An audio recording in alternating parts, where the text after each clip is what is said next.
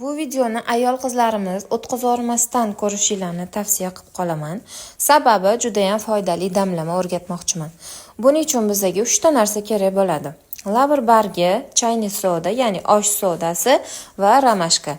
Uchalasini bitta bankaga solasizlar va ustidan qaynoq suvni solib, qaynagan suvni solib damlab qo'yasizlar.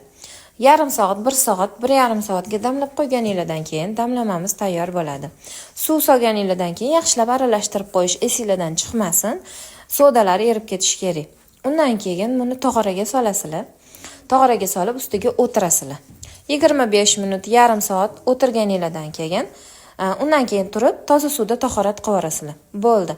Bu nimaga davo bo'ladi? Sistit, qichishish, achishish, kuchli darajadagi ko'p miqdordagi videleniya kelishi yoki gemoroy og'rishi. Ko'p ayollarda tug'ruqdan keyin gemoroylar chiqib ketadi. Shaxsan men o'zimga ham yordam bergan bu damlama. Sizlarga ham tavsiya qildim. Ko'proq dugonanglarga tarqatib qo'yishga harakat qilinglar. Shifo topinglar, inshaalloh hammanglarga shifo bo'lsin.